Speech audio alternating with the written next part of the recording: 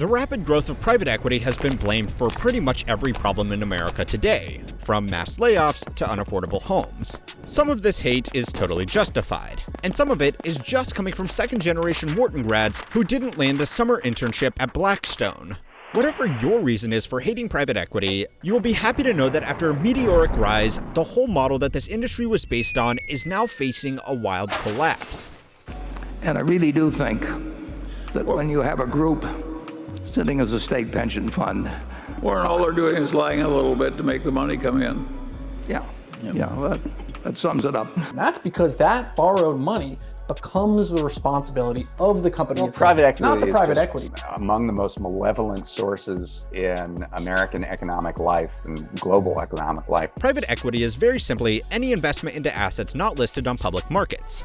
There are hundreds of thousands of highly profitable and promising businesses in America and millions around the world that you would never be able to buy using Robinhood and some pocket money. Private companies are not listed on public exchanges and don't have the same reporting requirements, so it can be extremely difficult and time-consuming for investors to get a good idea if a business is worth buying and how much it would be worth if it is. This is where private equity firms stepped in as middlemen to offer rich investors access to this untapped market. If you were a billionaire or the manager of a pension fund, their pitch to you was simple.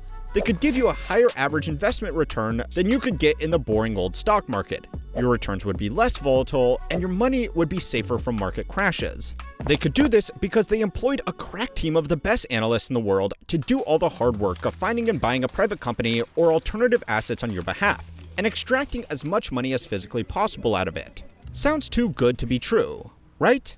Well, it is. Private equity has pushed its business model too far, and now it has trillions of dollars worth of assets that nobody wants. Which sounds like a good thing for regular people who have been the victim of the layoffs and cost-cutting that private equity has become famous for. Right? Wrong. There are 4 reasons why private equity is failing, and 4 reasons why all of us are going to be the ones paying for it. The first reason is that the returns they promised weren't as great as they actually looked.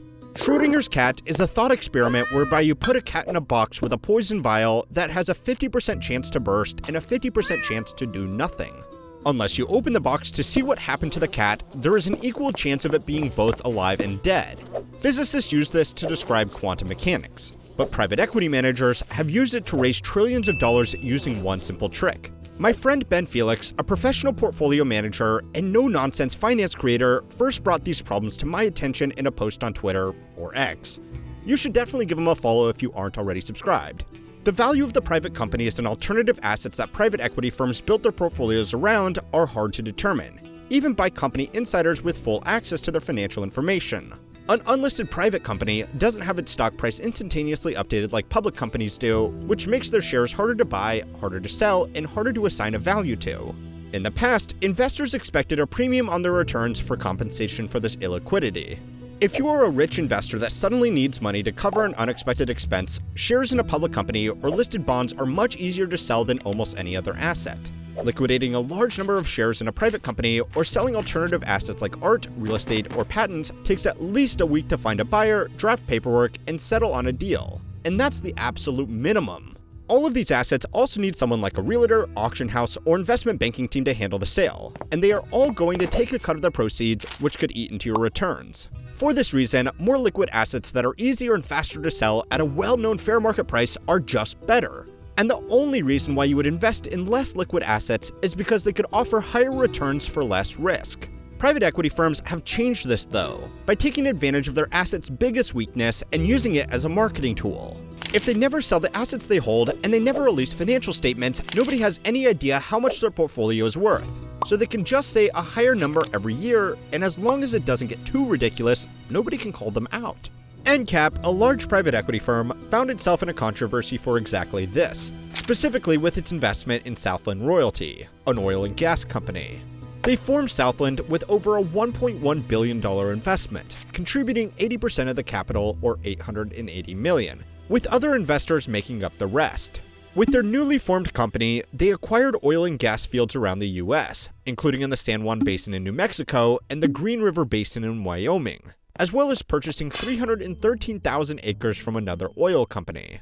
When NCAP set up Southland in 2015, it was hoping for a recovery in oil prices from a drop the year before. In June 2014, it was almost at $100 a barrel, but by the same time in 2015, it hit $55 a barrel. The problem is that oil prices didn't reach those prices again, and their new oil fields didn't produce nearly as much as they wanted.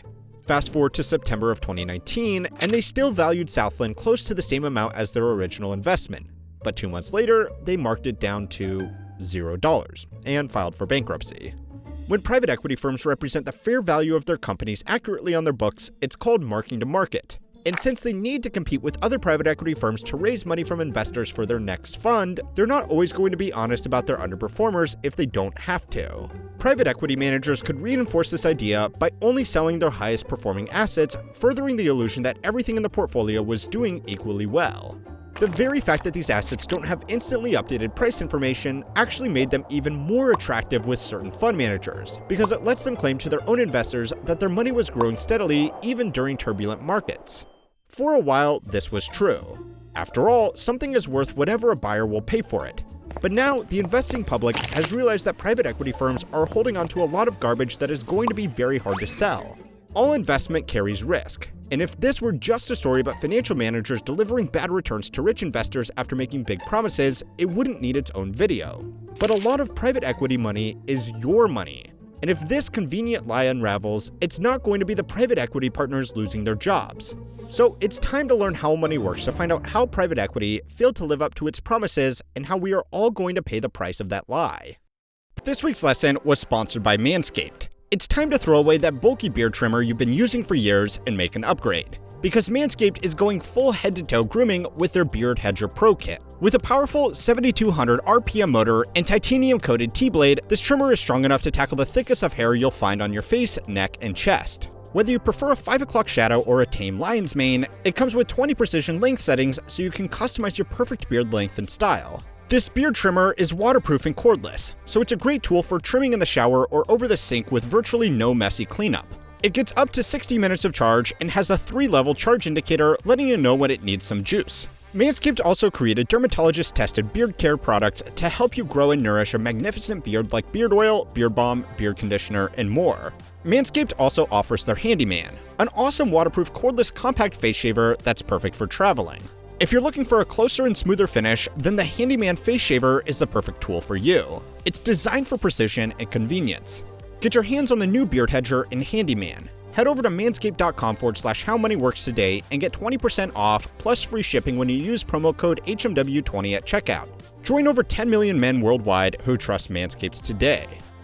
Private equity used to be an elite investing strategy only open to ultra-wealthy, sophisticated investors, and back then, it did deliver returns above the market. Warren Buffett's Berkshire Hathaway can attribute a lot of its early success to operating like a private equity firm with famous investments like the Nebraska Furniture Mart and Heinz being private equity acquisitions. Investors saw the potential of private equity, and now it's gone mainstream. According to data from Morgan Stanley and published by the Financial Times, the assets under management in private equity have grown by 1,400% since the year 2000. Private equity strategies like growth equity have grown even faster. There is now 10,000% more capital in this space than there was just 24 years ago. And that alone is the second reason why the golden age of private equity is over. Charts that look like this in finance are notoriously always very sustainable, safe long-term plays that never end up collapsing aggressively. For legal reasons, that was sarcasm before you load up on Blackstone call options. Obviously, this can't go on forever, and already private equity's biggest threat has become private equity itself. If you're the only person in town buying real estate, and there are a lot of renters looking for a place to live, you can pay whatever you want for a house because sellers have nobody to sell to but you. And you can charge whatever you want in rent because renters have nobody to rent from but you. Your returns from this kind of market should be extremely strong. For a long time, this is how private equity made their money. There weren't many firms buying private companies, so anybody that wanted to sell their business had to basically accept what these new firms were willing to pay. As more firms moved into the space and raised more money though, there was more competition to purchase these businesses.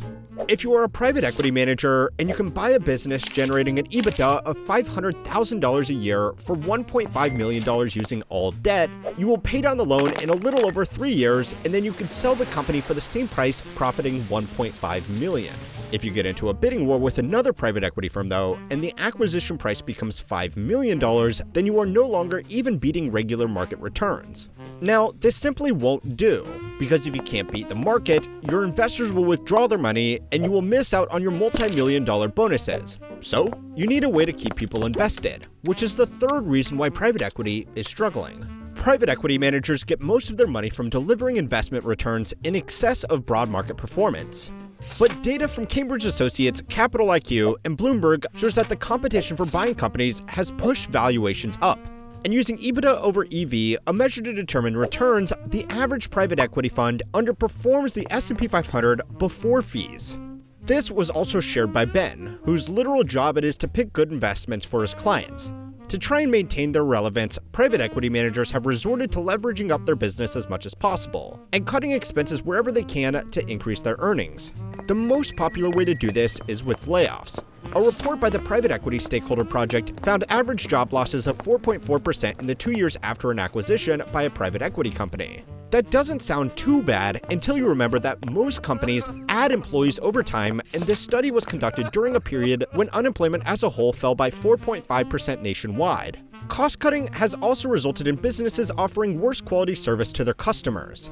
This is bad when they buy your favorite fast food franchise and cut the quality of ingredients in your Whopper. But private equity companies have even cut costs in businesses like nursing homes, preschools, hospitals, and prisons. According to studies from the National Bureau of Economic Research, as well as reports from The Atlantic, The New York Times, and Bloomberg, the endless push to lower expenses and maintain margins has been responsible for tens of thousands of premature deaths in some of the country's most vulnerable people. Private equity managers may be willing to do this to maintain their margins and keep their carried interest. But now, the whole industry has become so large that it's attracting the attention of regulators who are cracking down hard on these investors. At the end of last year, the Senate Budget Committee announced a bipartisan investigation into private equity ownership of hospitals, and simultaneously, the White House announced a crackdown on anti-competitive practices in the space. Congress is also pushing for a new bill that would limit tax breaks for corporate investors buying single-family homes. Currently, they can claim interest and depreciation as tax write-offs, which is making family homes one of the most attractive asset classes for investment funds that have grown too large to acquire more private businesses. 20 years ago, private equity was a niche investment strategy that nobody heard of, but its rapid growth and high returns got the attention of big investors who ruined a good thing by taking it too far. Now it's got the attention of young people who can't afford a home, elderly people who can't afford care, and politicians who can't afford to not look like they are doing something to fix this problem. I am writing an article on the best and worst firms and investors in the private equity arena over on my completely free email newsletter Compounded Daily. If you want to read that and get all my videos a day early, sign up at the link below. The bonus fourth reason why private equity is overdue for a collapse is that it was never built with longevity in mind. Go and watch my video on what the private equity actually does to find out how the early investors made their billions and got out. And don't forget to like and subscribe to keep on learning how money works.